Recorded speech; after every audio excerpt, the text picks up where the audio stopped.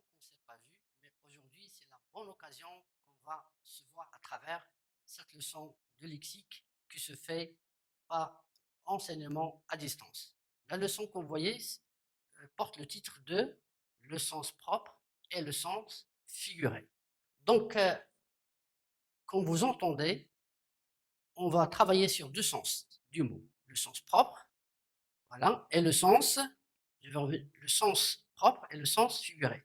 Chaque mot, en français, presque même dans toutes les langues, a deux sens. Le sens 1, voilà, et le sens 2. Donc, quelle est la différence entre le sens propre et le sens figuré? Et c'est ça ce qu'on va voir. Pour le sens propre, on a un exemple ici que vous voyez à droite. Je dévore mon repas. Je dévore mon repas. Voilà. Je dévore. Dévore veut dire manger vite. Manger avec un grand appétit. Donc, le mot que vous voyez ici dans cet exemple, le mot dévore ici a un sens propre.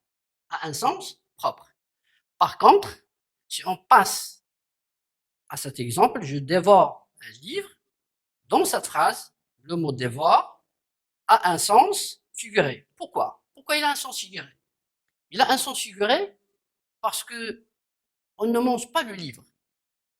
On ne mange pas ce qui n'est pas de nourriture. Mais le mot dévore ici veut dire quoi? Veut dire je dévore un livre, veut dire je lis vite tout un livre. Je le lis vite. Ça veut dire lire vite. Donc le mot dévorer ici, le mot dévorer, vous voyez dans ces deux exemples, dans le premier exemple, dévore a un sens propre parce qu'il s'agit de manger vite avec un grand appétit, mais dans l'exemple 2, il a un sens figuré. Le sens propre, qu'est-ce qu'un sens propre?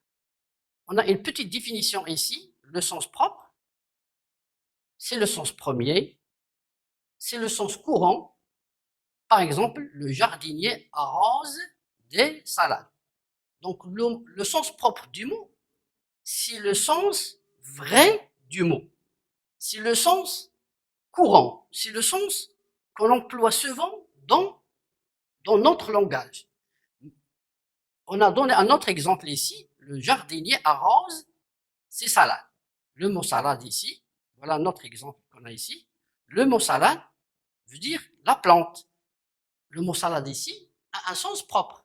Mais le même exemple, le même mot, on va le réemployer plutôt dans une autre situation, dans un autre exemple. Voilà. Arrête de raconter des salades. Arrête de raconter des salades. Le mot salade ici, parce que quand on raconte, est-ce qu'on raconte des salades? On ne raconte pas des salades, mais ça se dit parfois pour, ça se dit parfois pour dire quoi?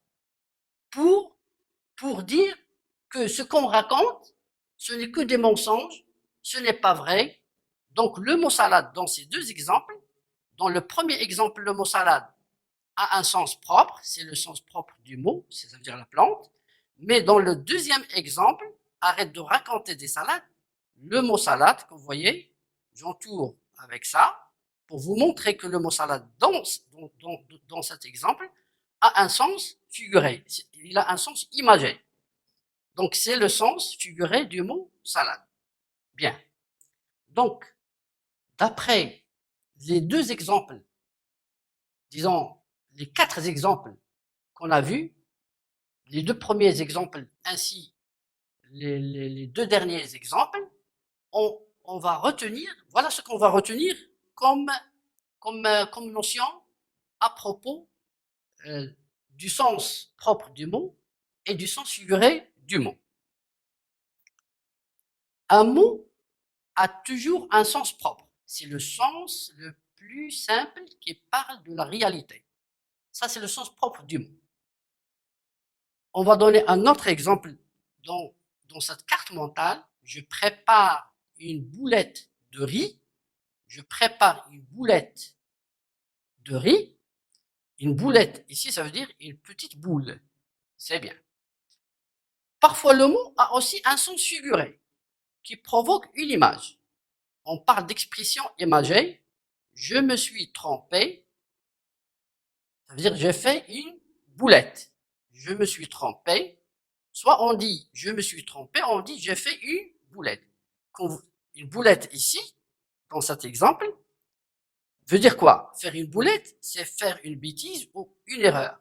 Voilà, on a multiplié 3 fois les exemples juste pour vous montrer que le mot a 2 sens. Un sens propre, j'insiste sur ça. Le mot a un sens propre, c'est le mot véridique, c'est le sens véridique, c'est le sens réel du mot. Et un sens figuré, c'est le sens imagé, c'est comme si on veut dire, ce n'est pas le vrai sens du mot, mais on l'emploie dans un contexte qu'on peut admettre. Donc, il faut faire la différence. Je reviens à ce que je viens de dire. Le mot a 2 sens. Un sens propre, c'est le vrai sens du mot.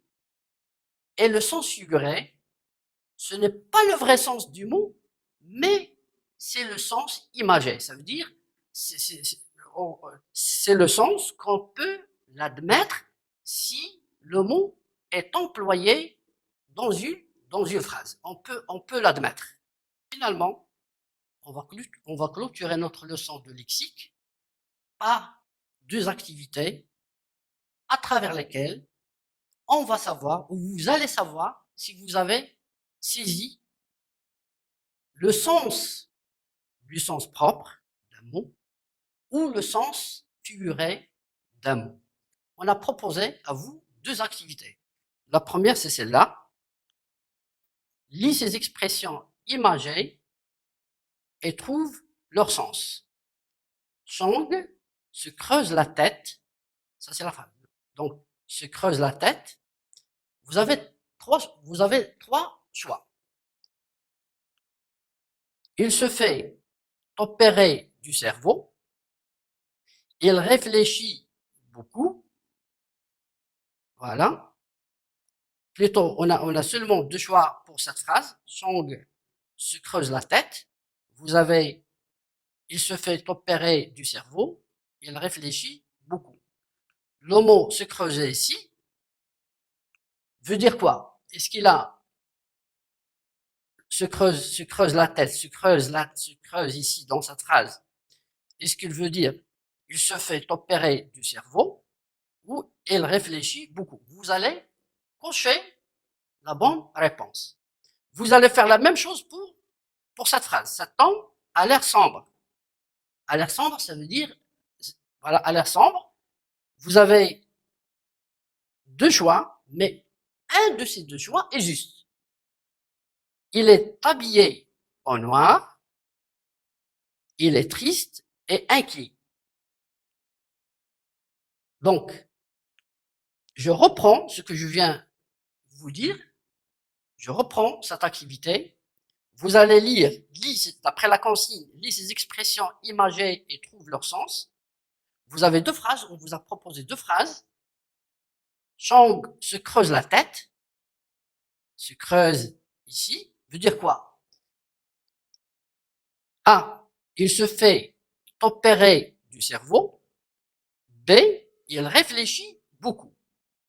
Donc, vous allez cocher la phrase qui représente ou qui désigne le sens de cette phrase. Passons à cette phrase aussi. Ça tombe à l'air sombre. Ça tombe à l'air sombre. On vous a proposé la réponse A. Il est habillé en noir. B. Il est triste et inquiet. Donc, vous allez cocher la bonne réponse, soit pour la phrase, soit pour la première phrase, soit pour la deuxième phrase. Passons maintenant à l'activité numéro 2, celle-là. Dans les phrases suivantes, indique si le mot en gras, c'est celui-là. Voilà. Voilà le mot en gras, ça c'est le mot en gras. Ainsi, dans cette phrase, voilà le mot en gras. Et dans cette phrase, voilà le mot en gras. Revenons à la consigne. Dans les phrases suivantes, indique si le mot en gras est utilisé au sens propre ou au sens figuré. Voilà la phrase. Martin a dévoré une pizza. Martin a dévoré une pizza. Le mot dévorer ici, est-ce qu'il a un sens propre ou un sens figuré? S'il a un sens propre, vous allez l'écrire ici. S'il a un sens figuré, vous allez l'écrire ici. Ça, c'est la place où vous allez mettre la réponse. Vous allez faire la même chose pour cette phrase. Je ne trouve pas la clé de ce problème. Le mot-clé ici. S'il a un sens propre, vous allez l'écrire ici. S'il a un sens figuré, vous allez l'écrire ici. La dernière phrase, c'est « La fontaine est au cœur de la ville ». La fontaine est au cœur de la ville. Le mot cœur ici, comme on l'a dit pour la première et la deuxième phrase, si le mot cœur a un sens figuré, vous allez le mettre ici. S'il a un sens propre, vous allez le mettre ici. Donc, pour clôturer ce qu'on vient de vous expliquer, la leçon, généralement, parle du sens propre et du sens figuré du mot. Voilà ce que vous allez retenir dans vos têtes. Tout simplement. Le mot, chaque mot, presque tous les mots, ont deux sens. Un sens propre et un sens figuré. Le sens propre, c'est le vrai sens du mot. C'est le vrai sens du mot. C'est le sens réel du mot. Et le sens figuré, ce n'est pas le vrai sens du mot, mais on l'utilise, on l'emploie dans une phrase où on peut l'admettre. C'est clair? Allez, on se verra la prochaine fois, mes chers enfants.